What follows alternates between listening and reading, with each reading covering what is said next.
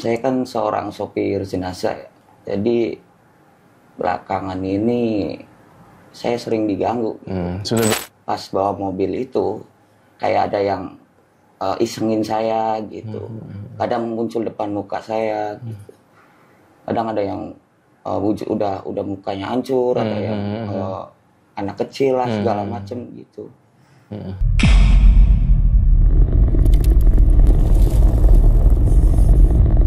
Halo pemirsa, kembali hadir bersama saya Ricky Yosi di Benang Kehidupan, mengupas tuntas misteri kehidupan manusia.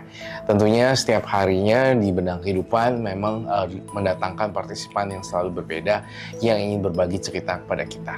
Nah, hari ini udah ada Mas Eko. Ya, salam kenal Mas Eko. Terima kasih udah mau mampir di Benang Kehidupan. Hari ini apa nih Mas Eko yang pengen, aku manggil Mas Eko aja ya. Mas Eko pengen share apa ke teman-teman di luar sana? Saya kan seorang sopir jenazah ya. Jadi belakangan ini saya sering diganggu. Sudah berapa lama menjadi supir pembawa mobil supir jenazah? Kurang lebih 7 tahun. Diganggunya? Jadi kayak ada sosok setiap saya pas bawa mobil itu kayak ada yang isengin saya gitu. Kadang muncul depan muka saya gitu. Kadang ada yang udah mukanya hancur, ada yang anak kecil lah segala macem gitu. Tapi artinya ketika kamu melaksanakan tugas sebagai pembawa mobil jenazah, kamu melakukan itu dengan sesuai dengan tata krama, kemudian juga nganterinnya tepat waktu, seperti itu. Iya, padahal saya udah tepat waktu nganterin jenazah tersebut. Malam-malam juga? Mau malam, mau pagi, mau siang, sore. Bawa tuh mobil, belakangnya jenazah. Terus? Itu udah sekitar mau 2 bulan ini. Baru 2 bulan ini? Iya, sering ada ini. Gangguan? Nganterin jenazah tepat waktu. Iya. Kayak gitu, belan-belanin tiap subuh. Iya, mau subuh kayak mau kondisi udah malam pun saya ngantuk pun kadang saya tetap dipaksa gitu kan karena udah tugas saya. Cuma ya itu setiap pulang nganter itu sering sekali diganggu. Pas lagi ganggunya itu pas lagi bawa atau pas pulangnya setelah nganter jenazah?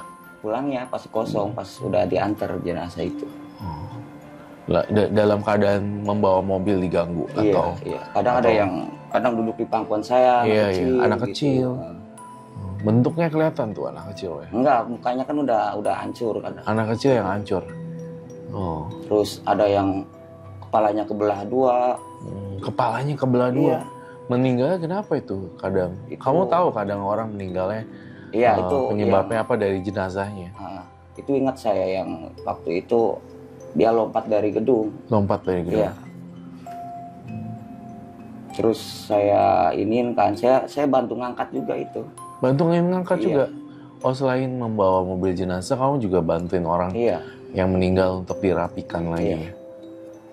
Cuma saya pikir gini, kok saya belakangan ini sering diganggu gitu. Kayaknya saya ini kurang baik apa? Gimana ya? Capek juga sih. Cuma capek bawa mobilnya apa capek diganggunya? Capek digangguin terus ya. Padahal saya kurang baik apa ya kan. Orang baratnya mau mandiin jenazah juga kadang saya suka turun tangan langsung. Kadang kan ada yang jenazah yang keluarganya kayak ditolak sama warga gitu. Kadang saya ngikut turun mandiin, kasihan kan. Tadi sempat Mas Ekonya bilang mandiin jenazah juga. Iya. Apa tadi bantuin ngangkatinnya juga. Iya. Ya, kalau saya pernah di situ pas ngalamin orang bunuh diri itu yang lompat dari gedung itu. Wanita? Enggak, itu lelaki. Oh, laki. Sampai kebelah gitu. Cuma yang saya pikirin ini belakangan ini kok kenapa ya sering ada yang mengganggu saya gitu. Kadang itu anak kecil, kadang di pangkuan saya tuh. Terus nggak lama lagi kadang nongol depan muka saya nih. Itu orang yang kebelah itu, kepala kebelah. Nongol juga. Mungkin menyampaikan pesan atau sesuatu. Enggak, cuma cuma nampak doang gitu. Padahal saya kurang baik apa ya. Saya kerja kan demi keluarga ya, demi anak istri ya. Anak istri. Tuntutan juga kan. Cuma apalagi gitu, maksudnya mau kerja yang lain nggak ada lagi. Lagian itu juga kan, itu kerjaan kan kayak warisan dari bapak saya. Dulu kan bapak saya almarhum kan sopir jenazah juga. Itu mobil bekas pegang bapak saya juga. Oh, karena bapak kamu almarhum itu juga ternyata sopir jenazah juga. Iya. Oh, oke, ya. Terus udah lama kan, udah lama meninggal kan. Saya kan di situ juga udah lumayan lama kan, kerja 7 tahun. Cuma belakangan ini 2 bulan ini, kurang lebih 2 bulan ya, saya sering diganggu begitu. Kuntilanak lah, apalah. Iya, ya intinya mungkin sosok dari jenazah yang saya bawa itu ya. Kadang saya kayak, apakah ada pesan atau sesuatu yang pengen disampaikan oleh beliau yang nampakin diri? Enggak sih, enggak ada. Maksudnya salah saya apa gitu, maksudnya kok sampai pada ngeganggu saya gitu, maksudnya. Padahal saya juga kurang baik apa, kadang sering bantu-bantu di rumah dia juga. Kadang kalau udah pulang nih, kalau udah sampai ke tempat lokasi itu, kadang saya ngangkatin dia sampai kelar saya baru pulang. Enggak saya anter terus ada orang angkat terus saya juga ngikut bantu-bantu juga di situ. Kurang baik apa, kadang saya berpikir kok bisa ya gitu. Iya. Oke. Saya paham sih, artinya kamu sangat-sangat kerja keras sekali ya. Dalam kerjaan kamu ini sampai diganggu hantu seperti itu. Iya. Cuma ya itu kadang yang saya pikirin itu kenapa gitu kok sekarang itu sering ada gangguan banyak kayak makhluk sering muncul depan saya gitu. Oke. Saya juga sering banyak buat kebaikan ya, tapi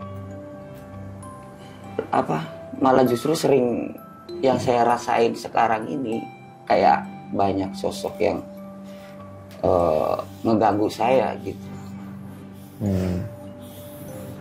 Jadi sebenarnya saya paham sih, Kak Mas Eko tuh benar-benar banyak berbuat kebaikan.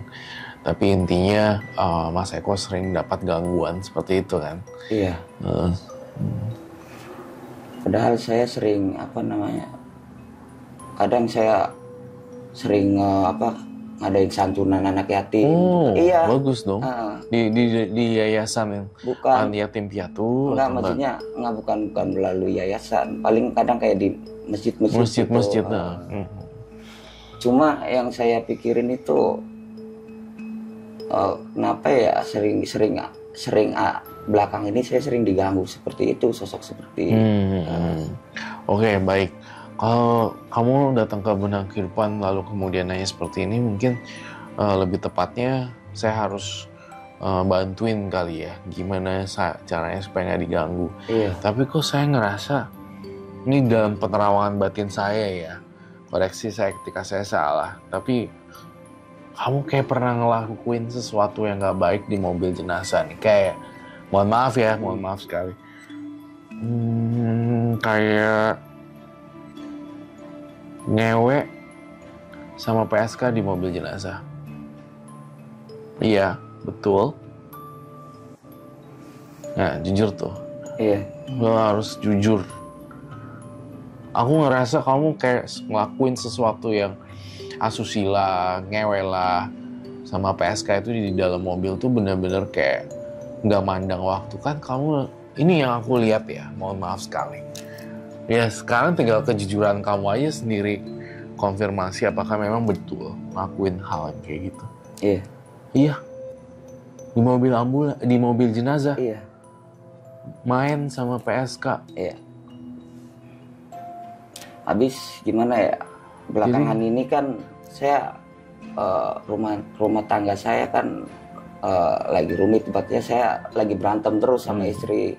Ya tapi kan nggak usah sampai ngelakuin hubungan badan itu di mobil jenazah kan. Kamu emang, ya ini mungkin efek dari kamu sendiri, karmanya kamu kayaknya. Menurut saya sih semua tempat sama aja, yang penting kan saya udah bayar. Cuma lu berbuat kebaikan tapi lu juga lakuin ini. Jujur ya. Iya. Berarti memang pernah itu. Iya, beberapa kali. Kok lu lu kan nggak takut sih bakal terus digangguin gitu? Nah lu percuma, kita orang sempet udah menaruh simpati sama kamu gitu kan. Ternyata kamu jujur, ternyata kayak gitu. Bukan masalah nggak takut, gimana sih ya, namanya laki-laki. Iya kan, kadang mau dimanapun kan ayo aja gitu, apalagi kan kita udah nggak tahan gitu. Kacau sih itu. Ini solusinya gimana ya? Menurut aku solusinya gini, kamu harus berpikir lebih lebih sekarang lakuin tugas kamu dengan baik dulu lah. Tapi kamu stop, berhenti ngewek di mobil jenazah seperti itu, karena itu bukan tempatnya juga dan kamu juga melanggar asusila untuk itu kan bukan tempatnya gitu kan. Terserah lu mau selingkuh kayak mau enggak kayak, tapi ya enggak juga di mobil jenazah. Bener gak sih? Apa gara-gara itu kali ya? Iya, bukan gara-gara itu ya udah pasti iyalah. Ya menurut kacamata saya sih, menurut saya kayak itu tidak patut sih dia melakukan hubungan badan di mobil jenazah dengan PSK. Itu salah sih menurut saya. Iya. Itu sih. Jadi ya ketika kamu nanya saya, ya kamu harus tak terima jawabannya ya itu gitu. Lu stop main-main dengan PSK di mobil jenazah. Itu sih kesalahan fatal kamu. Sekarang maunya kayak gimana, aku sih terserah kamu deh. Cuma aku kasih saran di benang kehidupan ini, kamu jangan pernah ngelakuin itu lagi. Tetap lakuin santunan, beres-beres masjid, bantuin jenazah, ngangkatin ini dan itu. Ya udah nggak apa-apa gitu-gitu aja. Cuma jangan lakuin ini lagi yang aku bilang. Ya kan? Iya. Saya mau nanya lagi nih terakhir. Kan nganterin jenazah ya? Iya. Kok sempet-sempetnya ngelakuin hal kayak gitu? Enggak, kan itu pulang ya. Abis nganterin jenazah, nyari PSK? Iya. Langsung tuh ngelakuin itu? Iya, saya ngewe langsung di situ. Hah? Iya. Jam 2, jam 3 tetep aja ngelakuin? Mau jam berapapun. Kadang kita lagi, namanya laki-laki kalau udah ngerasain kepengen kan, udah langsung berhenti aja nyari. Nah ini nih, semuanya nih terkuak juga nih pemirsa di rumah. Saya pikir kamu adalah korban dalam dunia gaib gitu, tapi ternyata kamu adalah pelakunya. Mohon maaf sekali, saya harus tegas bilang kamu untuk stop ngelakuin itu sebenarnya. Nganterin jenazah aja, stop, pulang ke rumah. Kasihan, emang gak kasihan istri kamu ya? Iya. Nungguin sampai subuh lah, terus tahu-tahu lu main sama cewek lain di mobil jenazah. Kan gila, bener gak sih? Kayak gitu sih dari saya ya. Mungkin ada lagi yang mau diceritain Mas Eko? Kayak inget pesan saya ya, stop ngelakuin itu. Karena menurut aku itu salah. Menurut aku. Gitu sih. Iya, kadang saya kalau udah nggak bisa ngelakuin itu juga nyesel juga kan. Nyeselnya mah ya baratnya istri sama kamu. istri ya, maksudnya kayak saya udah ngianatin dia gitu. Iya. Kan tempat banyak di semak-semak lah, di hotel lah. Tapi ya nggak juga sih, nggak harus dekat deh yang tadi. Ya tapi kan sebenarnya kalau menurut saya ya nggak on the spot seperti itu ya harusnya. Ya koreksi diri deh dengan baik. Saya nggak bisa bantu banyak. Saya hanya bisa kasih saran itu. Ya. Mungkin itu yang bisa di-share sama teman-teman di rumah kali ya. Gitu sih. Mungkin Mas Eko ada terakhir pas mau cerita sesuatu lagi kah? Udah cukup. Jelas ya? Jelas. Udah nggak main-main lagi sama pelacur di mobil jenazah? Iya. Janji? Janji, saya janji. Bener? Bener. Oke, baik. Nah pemirsa, terima kasih telah menonton Benang Kehidupan di episode ini. Saya telah menarik kesimpulan yang sangat-sangat gila menurut saya. Ternyata saya pikir dengan kebaikan-kebaikan beliau ini ada sesuatu yang mungkin salah atau apa. Ternyata dia diganggu, Mas Eko diganggu makhluk halus karena Mas Eko itu sering jajan atau berhubungan badan dengan PSK di mobil jenazah. Menurut aku itu salah sih. Dan semoga ini juga bisa memberikan inspirasi dan info ke teman-teman kalau ini emang salah. Terima kasih telah menonton Benang Kehidupan. Jangan lupa like, comment, subscribe, dan share. Kita ketemu lagi di episode berikutnya. Terima kasih. Terima kasih Mas Eko. Terima kasih.